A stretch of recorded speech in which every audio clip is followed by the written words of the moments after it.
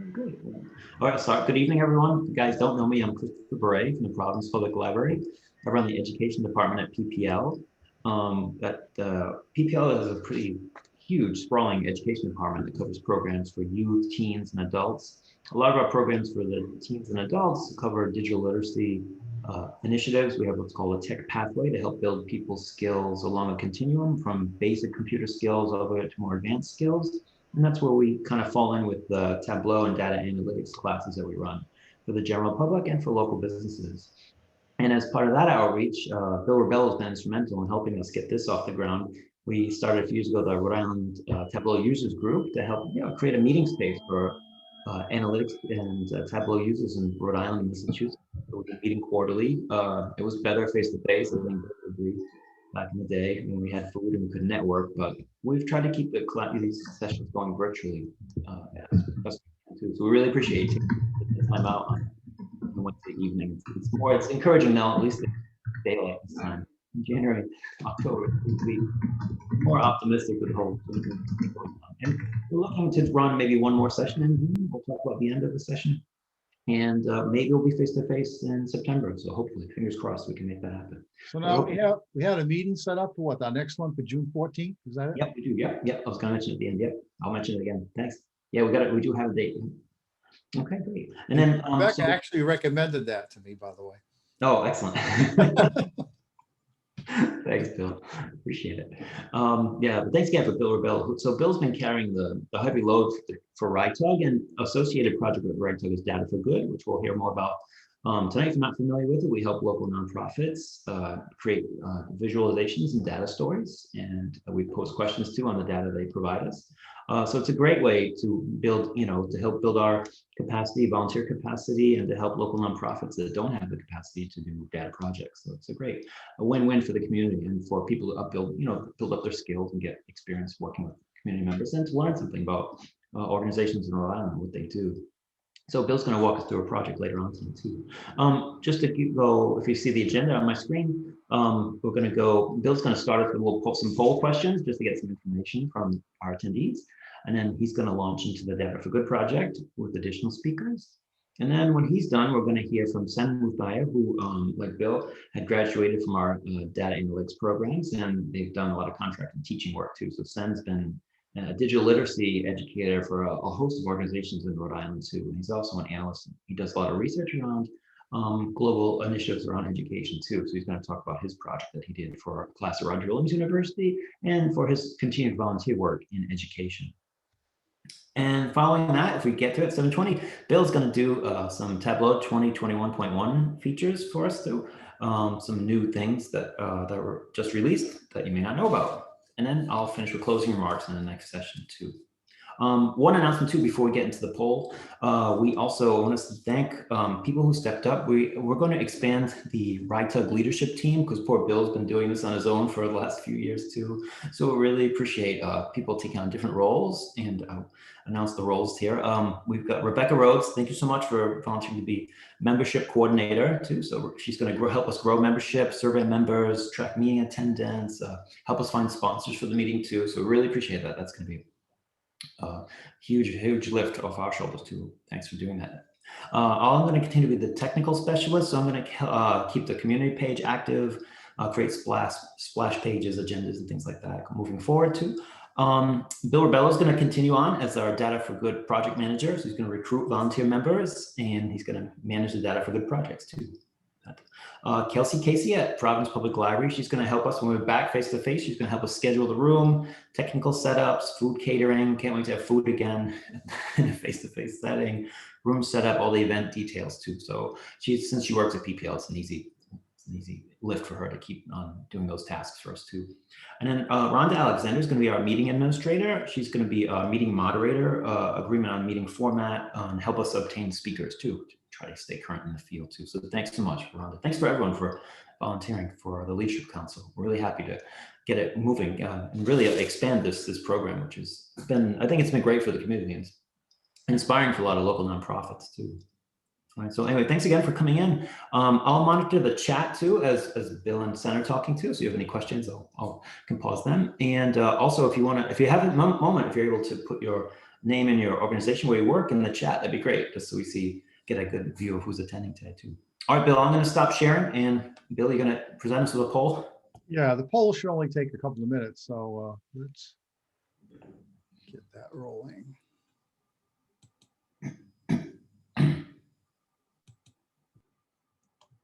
Okay, you're going to see an RQ code come up in a second on my screen. So if you want to participate in the poll, just run this into your camera. Open your camera and just click on that. It'll take you to the site. Or up in here, if you look at the upper left-hand corner, right up in here, you can just put that URL in. It'll take you to the place you'll be able to poll. You'll be able to answer the poll. I'll give you a minute to do that.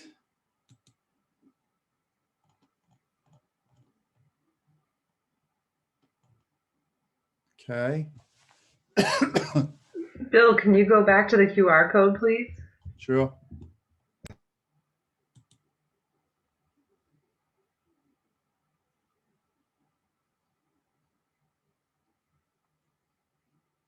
You okay now?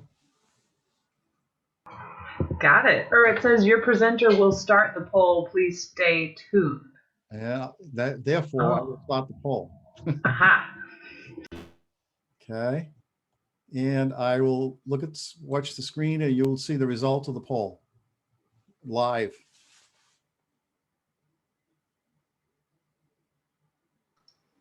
I was wondering who was going to do other. We tried to cover everything we could. I couldn't figure out what the other. So that's 5. That's 8 people. Okay. Anybody surprised by the result? No. Okay, let's go to the next question.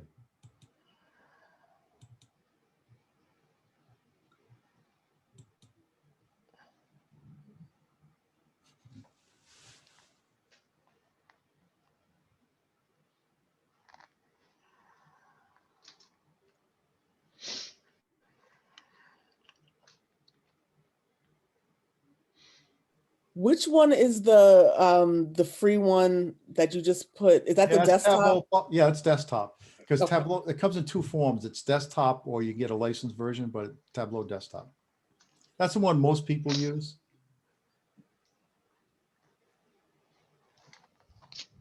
Okay, we'll do one more. So Tableau Public is technically Tableau Desktop. Exactly. Okay, let's do one more. And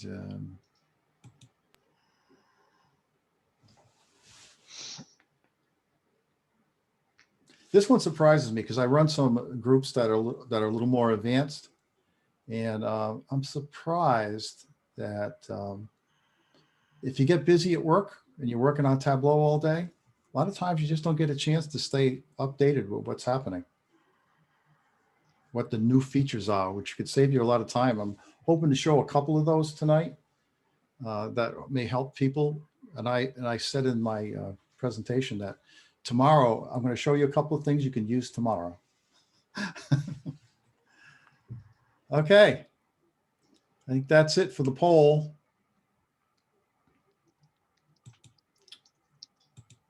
And I think Send comes on now, right? We had it. Oh no, user group. That's right. Yep. Sorry. That's okay. Yeah, we'll talk about data for good. Yep. Get this out of the way.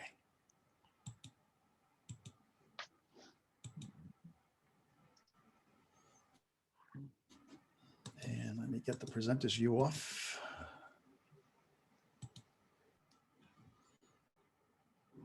Okay, I think Chris talked about this a little bit, and I think a lot of people who are been members understand what this is about. Let's skip over. Okay. Anyways, the Tableau user, yeah, there's a delay. I remember that now. The Tableau user group, we do, as part of the Tableau user group, we sponsor what we call Data for Good projects.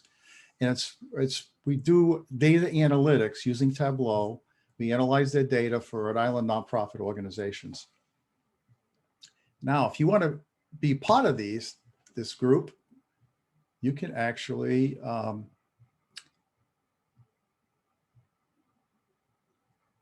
use this email address. Whoops. And say that you want to be part of the next Data for Good project, which we haven't really got a nonprofit yet, but we're in the hunt for one. And the commitment is if you become a Data for Good, if you volunteer for a Data for Good project, this is what you're kind of committing to. About 4 weeks, 4 meetings, an hour a week on average, probably a total hours of 20 hours. And the activities are, we break down into teams, we clean data, we create viz, we share insights. So that's basically what your work is. And what you gain, you can see the list here. But I think one of the things I hear from a lot of people is it's just nice to be able to work on data that I don't see every day at work. So it's just a nice change. And I think the other thing is too, you're really helping a nonprofit organization, which is awfully nice. And you're connecting with some new people, and that kind of creates a little bigger network for yourself. You just learn a lot. And if you look at these past Data for Good projects, we're starting to get quite a portfolio of different organizations we've helped out. Which brings us to the next one. We actually, our last one, Data for Good project, was for the Salt Pond Coalition. And these are the project team members. And actually 2 of these members, I think, are going to present their visualizations. They're going to take it's just going to be a quick overview. It's not going to like how we built it. It's just going to be a quick view. This is what I've done. And Usma and Pravda both will, Bill, get your act together. Pravda and Usma will present their visualizations. And what else do we have here? And the requirements was to analyze Rhode Island salt ponds health. And there were about 6 or 7 ponds that were in the initial requirement. We included other ponds in there, but and a surprising thing that I didn't really understand, why is it so important that we keep our salt ponds? And we asked who their customers were, and she said professionals. And that shocked us. And Providence said, what professionals? And she says the people who buy houses around the salt ponds are usually professional people like bankers, CIOs. I mean, people are buying expensive houses around the ponds. And if the pond quality goes down, the value of their property drops drastically. So that's who she actually sends a lot of this information out to. And they work hand in hand with URI. So they collect a lot of the data, and they have samples. They send it to URI to be analyzed, and they get the data back and put it into their information into the database. That's basically it. So Pravda, by the way, we've got a international people from international here, right? Pravda's from Canada. So Pravda, you want to take the lead? I'm going to shut this down, and you can show your viz. Sure. Just give me a moment. Okay, I'm just sharing my screen. All right. So can everyone see my screen? I can. Okay. All right. So so this dashboard that I built consists of like about 5 charts. The first 2 charts are, they're time series charts showing how the concentration of a particular factor varies with, over the years and for each year over each month. And each factor has a trend line as well to see if it's generally going in a positive or negative direction. The next graph over here is a bullet chart that shows, hey, for each factor, there's a acceptable level below which and above which, or above which it's in violation.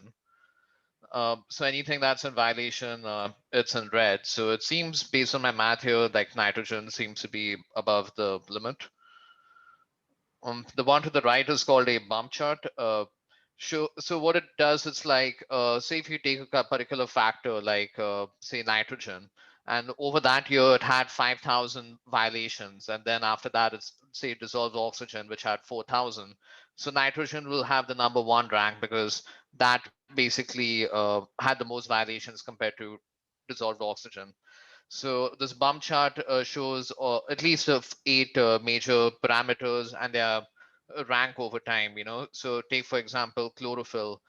It was the second parameter with the most violation, and then it went down, and then for some reason it went back up again. So it just like leads to some investigation, like, hey, is this does this pass a gut check? Is this worth investigating? And this one is actually a map chart, so it shows the ponds and each station within the pond, and there are about 4 to 5 stations per pond. Why don't you hover over one of those? I see something popping up there. Oh yeah, I forgot to mention that one. So each one, it shows like the and I think this is, I can't remember the name of this value, but it's a value that you get, right, from combining all those factors. Is that the AHI? Yeah, that's the word I was looking for, EHI. So for each pond, based on all these values, it calculates the EHI trend over each month. That's a special formula that I think they developed on their own. Right. Yeah, I think it takes the top 5 water quality factors and figures out what the effect is. Right. So here you have a bunch of filters. Now, suppose I just want to focus on one of the ponds, because what you have here is like each pond has multiple stations, right? So if you select one pond, like say Green Hill Pond, then it'll only show the stations for Green Hill Ponds and only those stations that relate to Green Hill Pond. So if I just want to zone in on in pond, then it'll just focus on one point. And these trend lines and every other graph will change accordingly. And suppose I want to see multiple factors like ammonium, nitrate, so you have the ability to do that. And you can also decide over each year, like for, this is the trend line for 2015, and this would be for 2019. So that's one part of it. And the next part, it's more like a little bit of a bonus as a, I'm trying to find that other chart, that NDTI chart. Yeah. There's just so many tabs right now. I may have to take a minute to find it.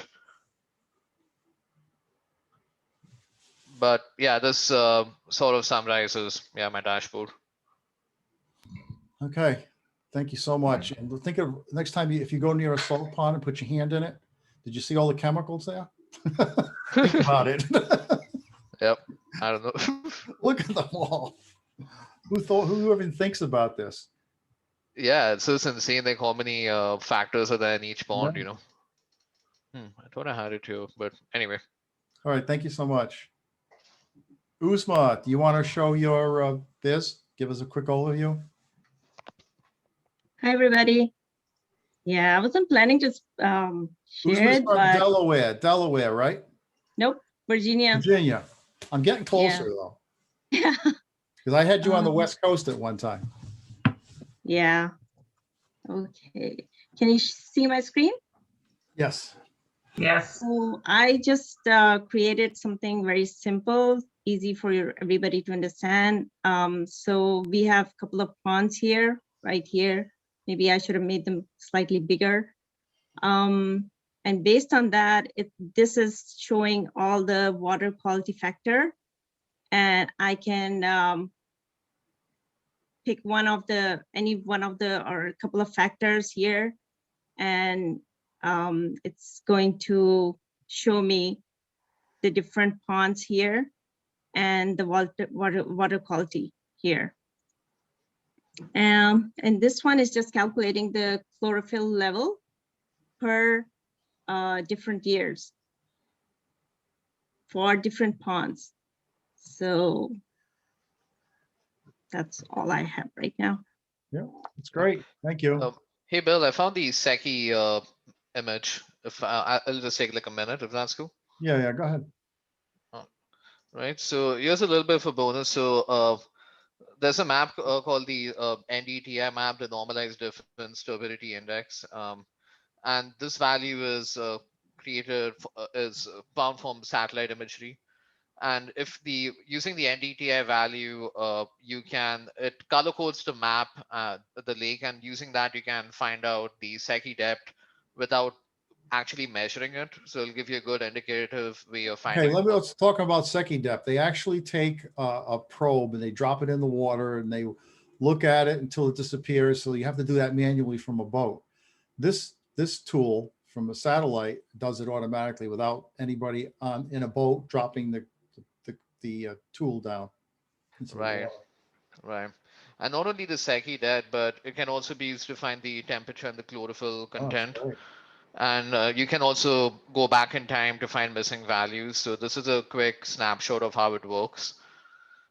So it gives you these values based on different color codes. And using this, you should be able to find out the Sankey depth, this combined with other analytics, which I don't have right now, but this will be very helpful to find missing values. It's pretty cool. So no people involved. As this get more and more sophisticated, you can just do it with a satellite. All right, thank you so much. Yep, no problem. Okay, so again, if anybody wants to, let me just sign up. Let me see what this is. Okay. Seems to be sick right now. If you want to sign up for the next Data for Good project, send an email to this address and just say you're interested in signing up for the next Data for Good project. And we'll get you on the list. And as soon as we get our next nonprofit, we'll send you the information. Okay, thanks, Bill. And I think next is Sen, right? Yep, Sen. So Sen, would you like to talk about your education project? Yes, please, I'm ready.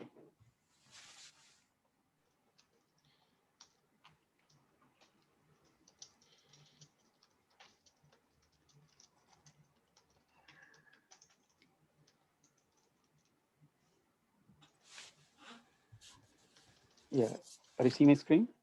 Chris? Yep. Oh, okay. So we started this project as thriving in global world. Then slowly we narrowed down to focus on quality education, where the world stands as of now. We got inspiration from unitednation.org. The 193 member states together formed 17 goals to be achieved by 2030. So in order to better understand this project, if I try to answer the questions, why we started this project and how we did this, how in the sense the data that we used, the tools, the software, the technology, that part, and then what for we are doing this. So let's try to understand the why part of this project.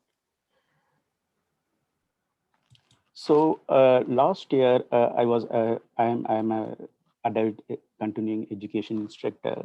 I was teaching digital literacy for adults community as well as the students. And suddenly when the pandemic situation comes, we started to took from classroom to online, right?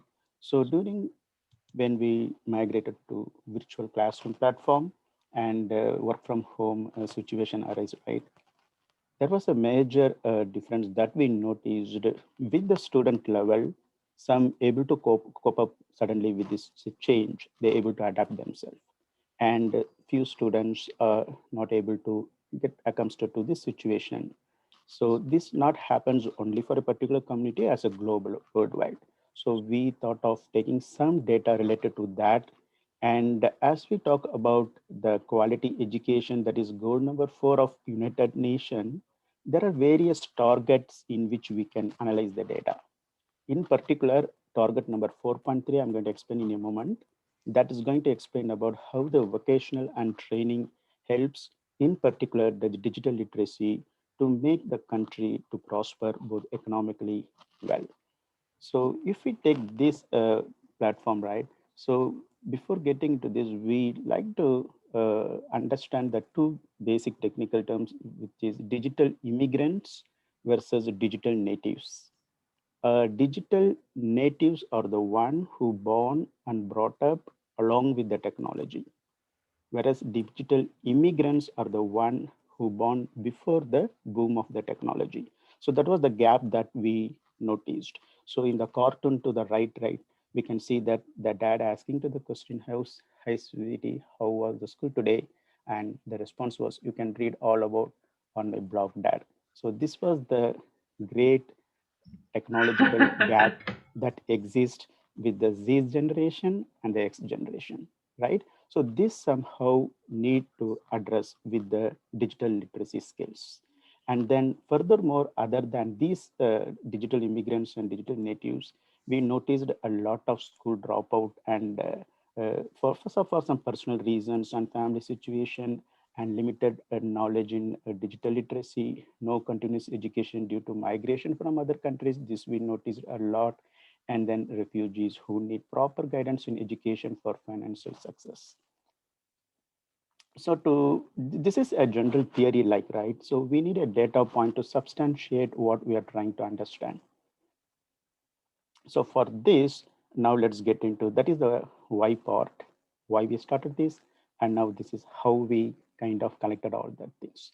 So as we mentioned that the Sustainable Development Goals by United Nations, before the SDG, they started the Millennium Development Goals, and it was just the 7 goals. And it targeted only for a few underdeveloped countries, not globally. And with the success of that Millennium Goals, and in 2015 in New York, these 193 member states joined together and come up with these 17 goals. The goal number 1, no poverty and no hunger, and all the way to the 17, partnership for the goals. Without partnership, nothing can be achieved, right? So that has been kept as 17. And we have various goals like climate action, responsible consumption and production. And my focus here is the quality education, where each country or each regions stand as of now. And these targets are to be achieved globally by 2030. So that was the goal of United Nations. And we started with this question to analyze the countries that have challenges for SDG 4, in particular quality education. As we started to develop, then we started one more question. Okay, let's analyze all the SDGs and see where each countries stay in their respective SDG. So that was a supplementary part of this project. And the data cleanup is much more easy for us. We got everything is in Excel format. And I used the public data because this is a school project, and public Tableau version we used. And it's a flat file system. We download the data, we did a little bit of cleanup, and we used the flat file system, not connected a live data, right? So this is the data now. So let's move on to the next part of the project. All right. So this is the quality education. Here we can see the various countries that has goal achieved and still have major challenges. Let's go with major challenges. So these countries still have major challenges. As I said, in for quality education, we have various target, and this target is only based on vocational training and technological, not on primary or secondary education. This is just on 4.3. There are various targets that we can take, we can analyze, and we can get some insight about that. All right. So these are the states that Pakistan and then Myanmar needs to have the major challenges in technology improvements. And then these countries have the significant challenges. The score is 85.3 itself is a significant challenge. Then challenge remains, these are the countries. We have Russia, India here, and then goal achievement. Let me go to significant challenge. All right.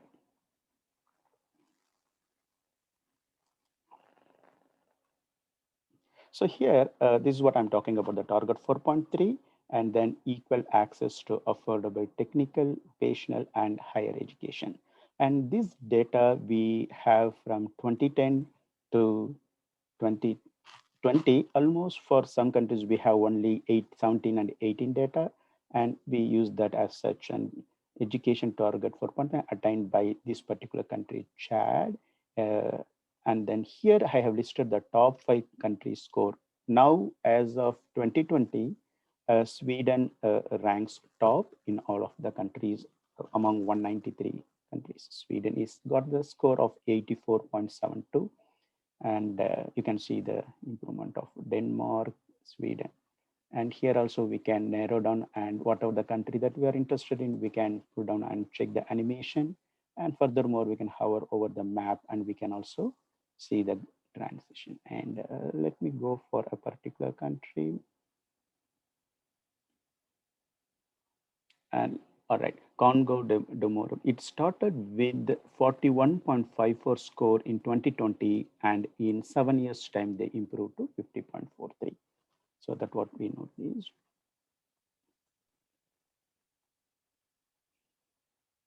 And then this is just the general word education attainment, and we can hover over and we can see the respective SDG scores for the respective countries. So after this quality education, then we started to look into all the 17 goals, which starts from no poverty to zero hunger and to peace and reduced inequalities like that. And then here we have various region. Let's look into the first region, which is OECD. That is the Organization for Economic Cooperation and Development. They have the goal of 77.3 as of now. And these are the individual SDG goals. If we notice that here, no poverty seems to be achieved almost 98.85, right? And then here quality education seems to be okay, 98. Whereas when we come to the lowest level, right, the value point here, the responsible consumption and production seems to be a major challenge for the developed countries. And the climate action, and then the life below water. So this we noticed for the developed countries. And then let's go to the East Europe and Central Asia. Here too, we notice the same thing, like no poverty and the quality education seems to be achieved. And then industrial innovation, let's go here, life below water seems to be this. Life below water, life on earth needs to be. And then Latin America and Caribbean. So they have the score of 70.38, and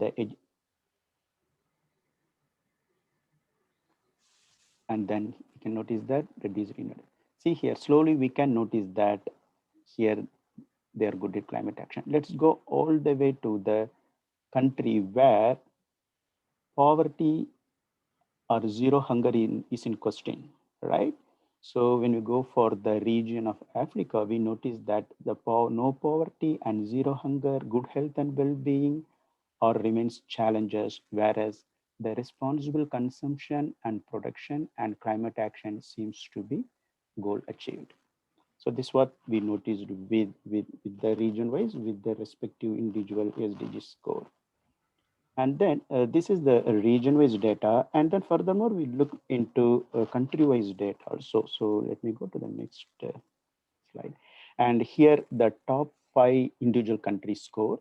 As I mentioned, Sweden ranks now first, and Liberia is at the bottom of the 193 countries. And let's go to the Liberia. And here, if we notice that, right, as we discussed, the goal 13 score, that is the climate action, is 99.52, whereas the responsible consumption and production goal number 12 is 95.91. Whereas when we look into the poverty or zero hunger, remains still major challenges, right?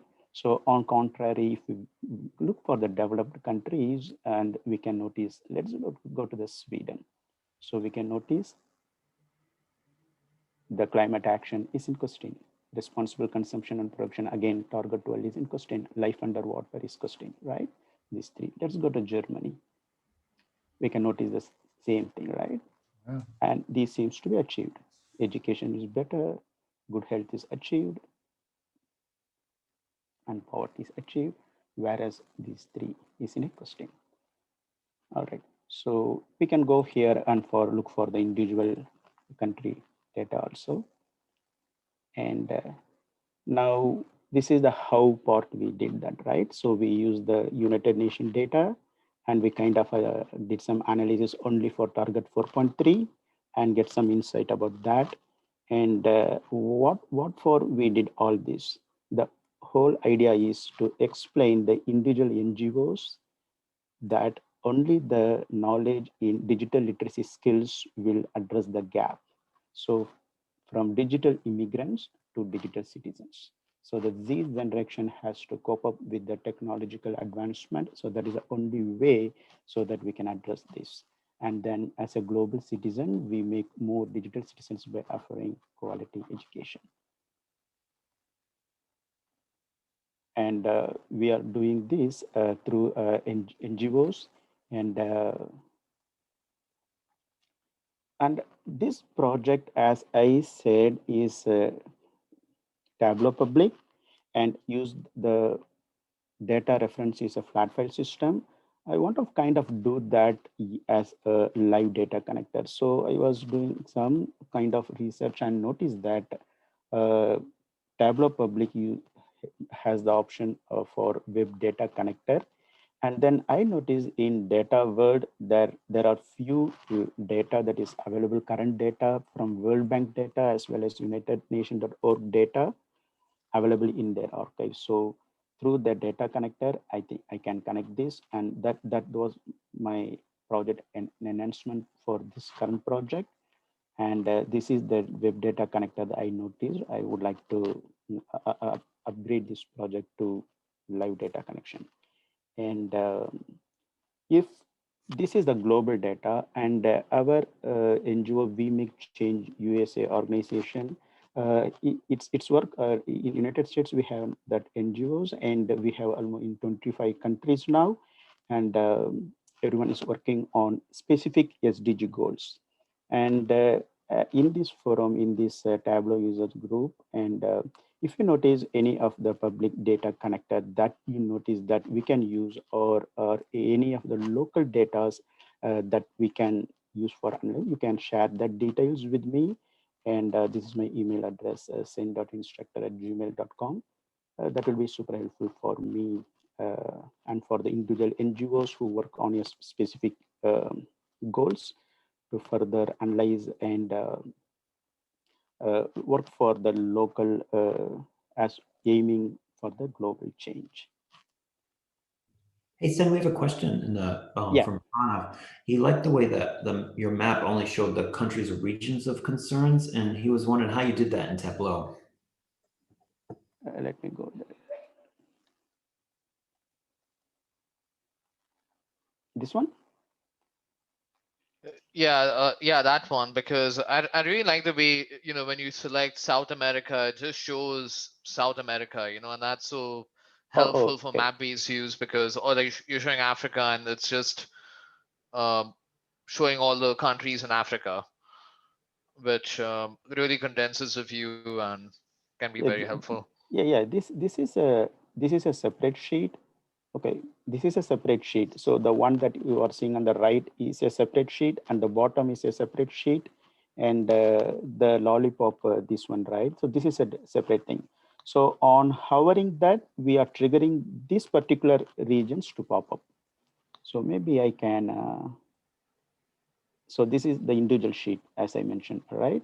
So this is the individual sheet, and this one is the next sheet of that. And if we go okay. You got it, right? So you made separate sheets for every region or country, and it's a set actions filter of some kind. Exactly, separate sheet for everything. And when we get into the dashboard, we trigger the action for that. That's right. It's awesome. And this is available on Tableau Public, correct? Yeah, this is available in Tableau Public. That's right. Where did you put the link somewhere? Or maybe I can share right now. Yeah. Sure, because yeah, I really like the way you have. It's very slick, you know. Yeah, I'll share that link in right now. Yeah, sure, I'll do that. Sure. Thank you. Any other questions I have, Chris? Oh, this is the various. Did I stop sharing my screen? Yeah, you're good. Yeah, shop soon. Yeah. Oh, okay. Good. Yeah. Thanks.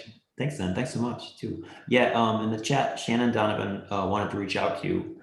She's doing an activity with our intro bio students, looking at data like this, and she wants to connect with you, right?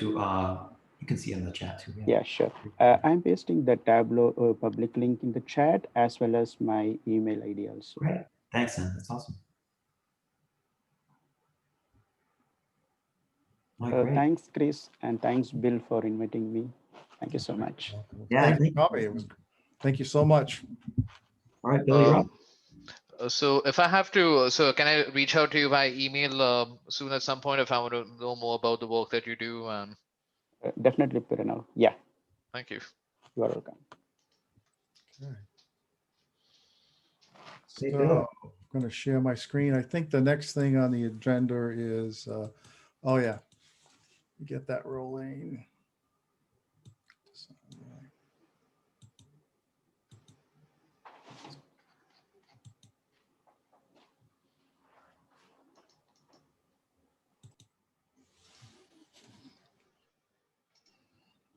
Can everybody see my screen?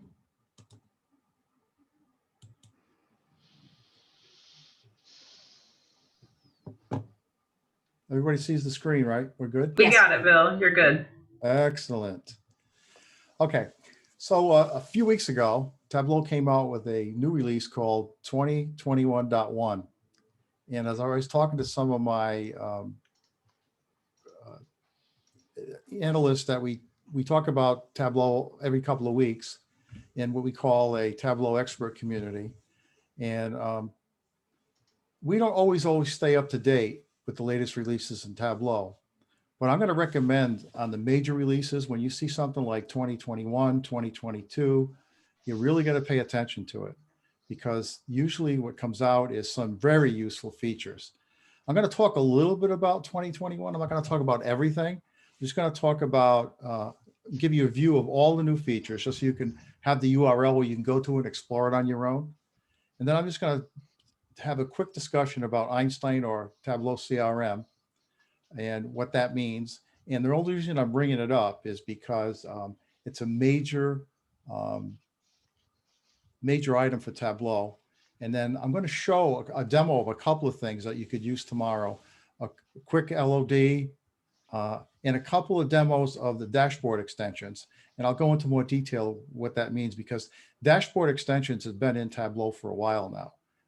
I don't remember what revision, but I'm going to say at least for 5 or 6 months. And we'll talk more in depth about that. But I don't think many people use them. But I think after you see this demo, I think you might use them more. I'm going to just expand on Einstein. And I'm just mentioning it because you're going to hear a lot about it. And I just want you to have a basic understanding of what it means. Okay, it takes a minute here. I just hit the next screen, but let's see. Okay, next, there you go. So as everybody's aware, I think by now that Salesforce bought Tableau a few months ago. And what's starting to happen now is Tableau and Salesforce are starting to work together and integrate Tableau into the Salesforce. And what Einstein is, well, as I understand, it's been around for a while, and it was inside Salesforce. And what Einstein is, it's an artificial intelligence / machine learning application. And all you do is you bring your data into it. Einstein actually analyzes the data and looks for insights. And then in your dashboard, you can, if you see it over here, you can actually bring it in and say, invoke Einstein. And I'm going to tell you, it's not that easy. From my understanding, just watching all the videos, it takes a little bit of while to set this up. And you have to have a licensed version, and there's prerequisites, which I'm going to show you a screen in a minute that you can go and get all the details of this. So anyway, so they're building this now, this Einstein into Tableau. Unfortunately, it's not available in the public version, but it is available in the licensed version of Tableau. So Einstein is now into Tableau. And from what I understand, Einstein was in Salesforce, and now they call it Tableau CRM inside Tableau. So Einstein still, this all exists within Salesforce. And now you have a separate version that sits inside Tableau, so you can use Einstein to analyze your data, not just Salesforce data. So that's what this is about.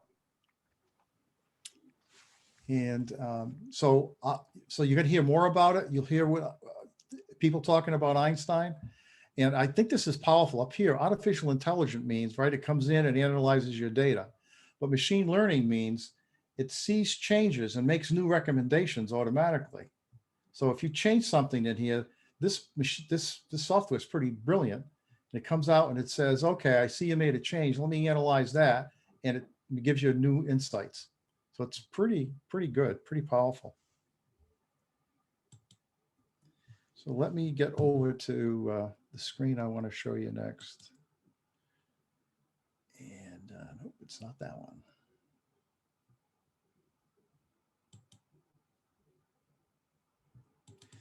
These are the Tableau features that just came out with 21.1. And by the way, just make a note of, you can see the URL, you can see where the URL is at the top. I make a note of that. You might want to come back to this because there's some really good features in here. I think it can save you so much time. It's really worthwhile looking at this. So you come in here and then whatever you want to know more about, there's the Einstein. And whatever you want to know about, you just click on it, gives you a little more insight. Quick LODs, explains it. You click it again, it gives you more detail. So it's really worthwhile to look at these. And you can see everything that just came in. Some people will use these, some people don't. I only use a handful.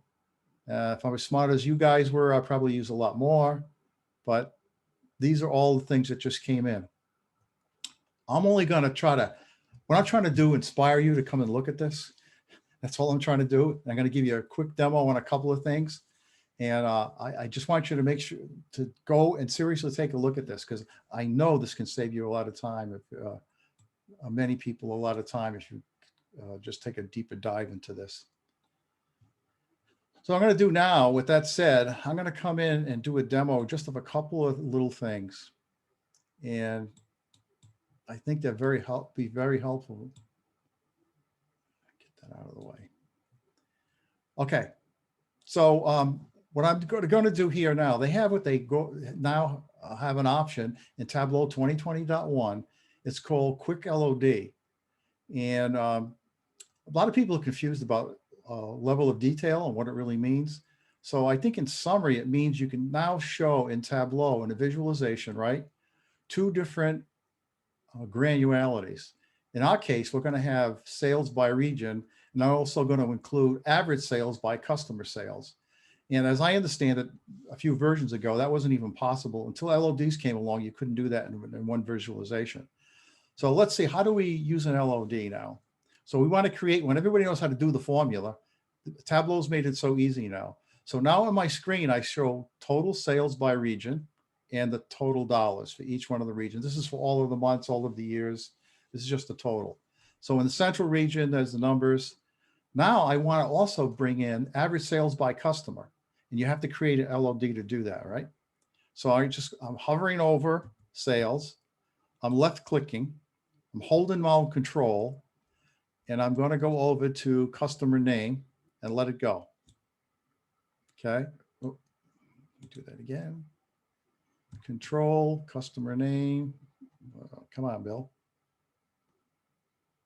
Let it go. And what that happened down here, this measurement was just created.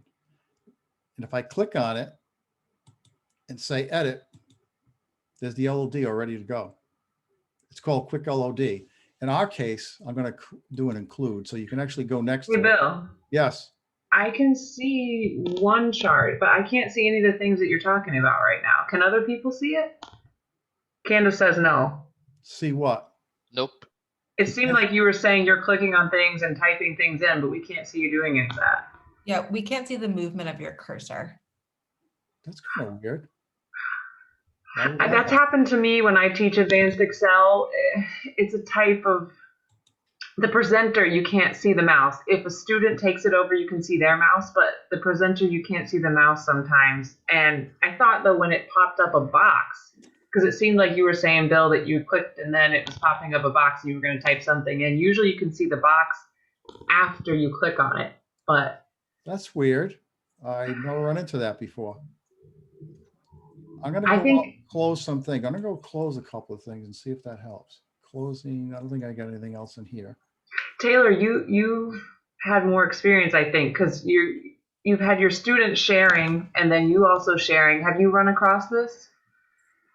I have not run across this, but I'm usually presenting from an external monitor. I don't know if that makes a difference. Because you have your two. What about full screen versus not full screen? Could full screen versus not full screen make a difference, you think, Taylor? Can you see it now? Can you see my mouse moving over on the left side? We cannot know. That's really strange. I use. And Taylor, I talked over you. What was your idea? No. Bill, is your cursor pink with like a purplish blue outline? Yes. Because there's a double-ended, at least on my end, there's a double-ended arrow like to the right of your sheet name. Maybe stop sharing and just try it again. Do your classic turn on, turn off. Taylor, spot on, man, spot on. Sometimes it's the simplest answer. Why does it say new? It says new share on here. I don't know what that means. Oh, I know what. Don't do that one. Completely end your share and end all of it and then come it back. Okay, here's the share. Can you see it now? It actually never went away. Oh, but your mouse. We can see your mouse. Can you see it now? Yes, yes, yes. I fixed it. Yeah, brilliant. No, Taylor fixed it. I have no idea what I did. Okay, so you can see it now. All right, let's go back to quick LOD. So what I did is, you can see here, right? I'm just just left clicking on sales, holding control down. I'm going to go up to customer name. I'm still holding control down, let go. Let's do it one more time. Up to customer name, let it go. No, still not doing it. That's good. I hate when these anomalies happen. It's like crazy. Wait, Bill, so you're just trying to grab sales and bring it into customer names? Yeah, hold on. Yep, I'll just left click sales, bringing it up to customer names, let go. You might be double clicking because it's changing to where your cursor is sitting on sales, and that thinks you're trying to change the name of sales. So maybe click the hashtag to the left of the word sales instead of the actual word. Yeah. Yeah, let me do that. And drag it that way. See if that works. Up, up, up. Customer name. I think it didn't highlight customer name before you let it go. Yes, there you go. There it is. Okay, and it creates this at the bottom here in the measures. And we click on it, we edit, and there's the fixed level of detail automatically created for you. In our case, we're going to make it include. Okay, and all I'm saying is include customer name and the sum of sales and say apply, or I can just say okay. And then I'm going to drag it from here up next to some sales and let go. And there it is. But, you know, sum of customer sales not making sense. I'm going to do average. There, so this is the average customer sale by region by total sales. And so that's how you can, it's called quick LOD, which actually turned out to be an extremely long LOD. No, but Bill, this is really nice, especially because, yeah, if you can see, okay, in the central region, average sales of $501 or no, wait. This is for all of the years, all of the months. Oh, all years. Okay. But I feel like it's easier to compare when you know like one sale from central to east is a 178,000 difference. That's a huge difference. Yeah. So anyways, I think the important thing is we got the two levels of graduation and one view, and now we can do quick LOD, so you don't have to do the formulas anymore. So that helps a bit, I think. Okay, let's go to the next one here, which we're going to talk about extensions. Yeah. The extensions, if you look at your dashboard, the extensions have always been here. And I don't know how many people I've talked to that said, yeah, I've seen it there, but I never knew what it did. And a dashboard extension, it's an application. If you think of it, it's an API. So what it does is it does the work for you and creates something. It could be a little formula that it does for you. It could be a diagram that it does for you. So you don't have to go in and, as an example, you create a lollipop chart with a few clicks. You don't have to do all the functions. But I'm going to show you how this works. If you see it, you'll get the idea of it. So first of all, the first demo I'm going to do is I'm going to go and I'm going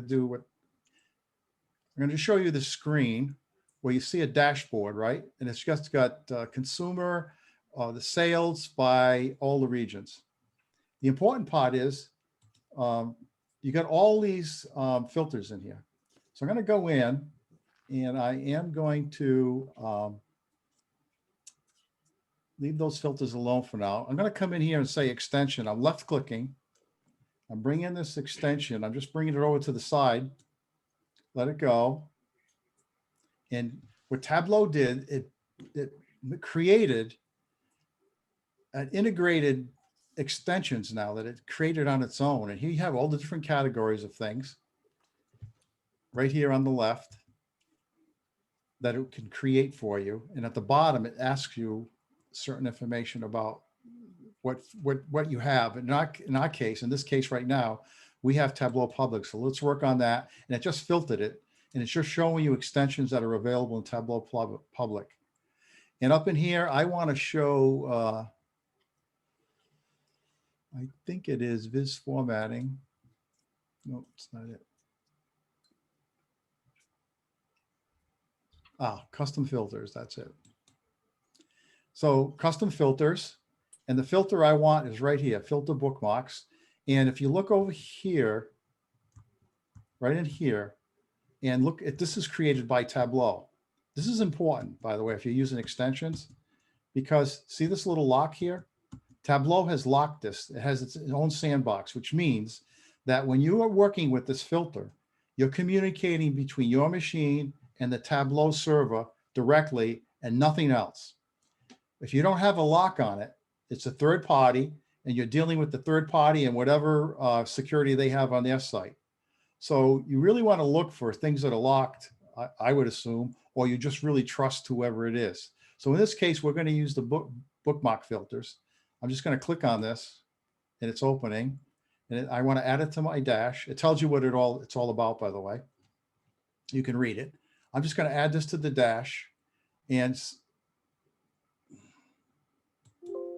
hold on a second. Okay, let me get this out of the way.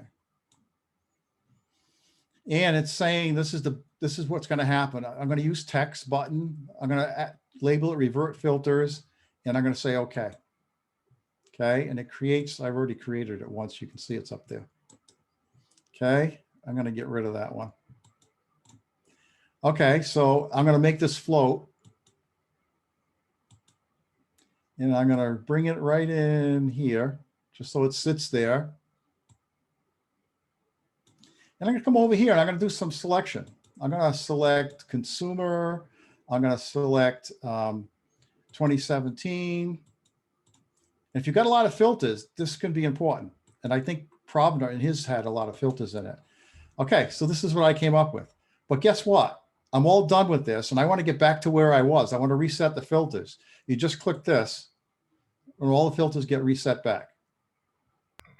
Nice. That's an extension. You used to be able to do this in Tableau, and I played around with this months ago, and it took a little bit of work to get it there. Now you can do it in what, 2 minutes? So that's what an extension does for you, those kinds of things. I think the more impressive one is what you're going to see next is Sankey, I think it is. Okay, so here's another one. Another example of, we got just consumer up here, we got corporate, we got the total sales, and we could present it this way, in this usual boring way, or we can add excitement to it. So I'm going to go back to extension again over here, right click, drag it in, let go. Okay, it's taking a minute. And I'm going to go to, I think it's Viz format on this one. Nope. Oh, I got to do Tableau first. I think it's new Viz types. Yeah, there it is. Okay, so now you come in here. By the way, here's the note I was saying. See this one right here? That's whoever server this is, you're going to communicate with when you're using that extension. So you might want to be cautious and just double check this company is legitimate. The one we're going to use is show me more right here. I'm going to click on it and I want to add that to my dash. Oh, it actually shows you the options you have in here, different chart types you can create. I'm going to say add to dash. And it says, let's get started. What do I want to use? I want to use this data sheet. And it's asking me what I want. Some of these are grayed out because you got to buy the full version. Well, we're going to do a Sankey chart. So I'm just going to click on Sankey. Comes in here and starts asking me a few questions. Select the dimension you want. I'm going to say region. To select the second dimension, I'm going to say segment. And I want to see it by sales. And I'm done with the Sankey diagram. I say, okay, there it is. So now you can hover over here and you can actually see the detailed tooltip information. So now as an example, you can just show this and say, the West looks like it's spending a lot of dollars, right? 50%. It's on consumer. You can see what this is. So you can just hover over these. So you created a Sankey diagram. How long does it usually take? Anybody ever created a Sankey diagram before this was available? Probably takes you 15 minutes, I'd say. If you're really good at it, maybe 10. But that's what the extensions do. So those few items get you to get excited about these extensions. And I recommend you just come in and open them up and start to play with some of them. I think it can save you a considerable amount of time in some cases.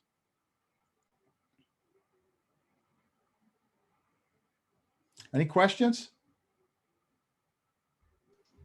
Yeah, I feel it's it's really awesome, you know. I just think the Sankey diagram can have a lot of applications, especially I'm also thinking from an HR perspective, like to see the workflow, you know, what's the workload per person, just another way to look at it. Yeah, I think they have some workflows in here too. I haven't explored all of these, but I'm going to spend a little more time with them. Like if they get parameters, if you look at what's on here. I haven't looked at all these. They have some parameters, image filters. So I think that's worth exploring because a little bit of time spent in here could probably save you a lot of time. If you want to make your points better in your visualizations, this is probably the way to go. Yep. Okay, any other questions? That's all I got for now. No, that's great. Rebecca mentioned that the bar race extension looks like fun too. The what? The bar race extension looks fun. Yeah, I know. I want to actually play with that one. Yeah, that's great. And then she said she saw a video viz of the popularity of AOL versus Google versus Yahoo from 1990 to 2015. I would love to see that too. That'd be fun to watch. Yeah. Living through that era. Yeah. Yeah, exactly. Thank you, Bill. Thanks so much. Well, thank you, everyone. All right, closing remarks. I want to say a big thank you to Bill, to Sen. Thanks for Taylor and Rebecca for troubleshooting too. And as always, the Zoom mess up every day. It's the way of the world right now. Thanks for Kelsey and if anyone's interested to collect I'm sorry, Kelsey's going to collect, if you're interested in signing up for the next Rhode Island Data for Good project, you can email Kelsey, Casey@provlib.org. Check out our website too. And let's see what else. We're going to put this. Repeat the next meeting. And oh yes, of course, getting to that. I want to also thank Uzma too and Uzman Prana for presenting about the Salt Pond initiative too. We'll put the Salt Pond on our website too. And finally, yeah, our next meeting, we got hopefully it's our last virtual meeting, fingers crossed, June 16th, 6:30, right, 6:30 to 7:45 again. And maybe if things look okay in September, we'll try to do it face-to-face again in Providence Public Library. We can show you the new spaces. It would be helpful too, you can use that Casey address for topics for the next meeting. It would be helpful if you just shoot them over. In other words, if you got ideas for topics for the next meeting, shoot them over to Casey as well. So not only to let her know what you're trying to do, you know, either want to sign up for the next Data for Good, or this is the topic for the next meeting. Yeah, we're always looking for new, thanks, Bill. We're always looking for new topics to present on too. Yeah, it could be smart, for example, too. Yeah, so Kelsey will take those ideas and share it with the group too. I have a question. Yeah, problem. So for someone who doesn't live nearby, like when things go in person, what will be the best way to collaborate? Well, we send an Uber to your house and pick you up. From Toronto. Don't worry about that. It's on the library. They'll take care of it. All right. Yeah, that's a good question, Prana. For all our programs, you know, there's such a good use for the virtual setting. So I think probably we could do a hybrid where we'll have like, you know, an in-person setting, we'll have a virtual, well, you can join virtually.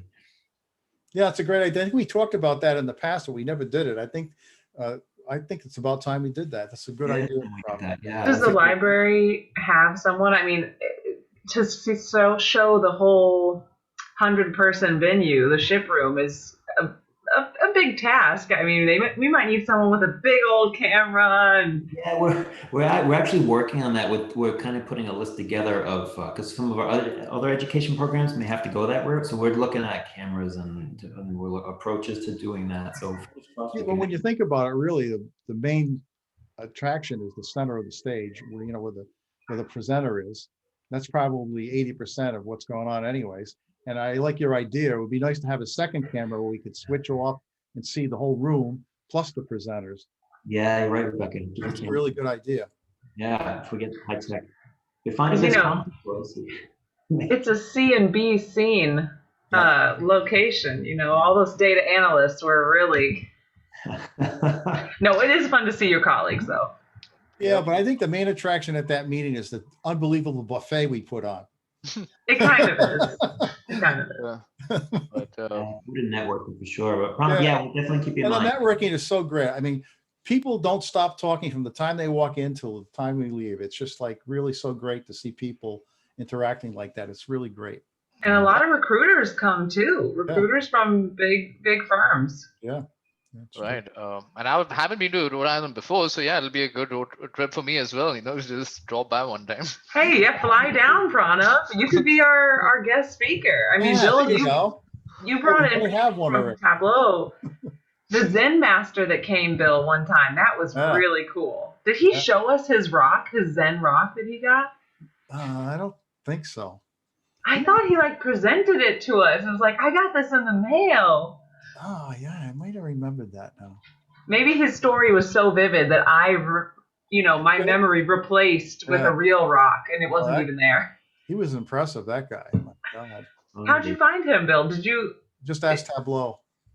And they flew someone down to speak for our group? Yeah, I think he was out of Boston. He took the train in. I think he happened, actually, he's a consultant that works for Tableau, and he happened to be in Boston at that time, so he took the train in. So wait a cool. minute, I'll take that back. He lived in New Hampshire. So he took the train in from New Hampshire. Oh, well, so Pranav can be our next guest, international guest speaker. Yeah. I don't know. I don't think I'm a Zen master yet. Maybe I still have a lot to learn. Yeah. You're always welcome. Anyway, well, thanks again. Thanks everyone for coming out tonight. Yeah, it was a great meeting. Thanks, Bill, for putting it together again. And everyone for joining us on our Leadership Council. And we'll look forward to seeing you on June 16th at 6:30. And don't forget the council meeting, our first leadership meeting is what, Tuesday? Tuesday at 6:30. Yeah, 6:30, okay. Yeah, Talk to you then. Hey, thank you, everybody. Thank you. Everyone. Thank you. Bye-bye. Bye. Bye-bye. Thank you.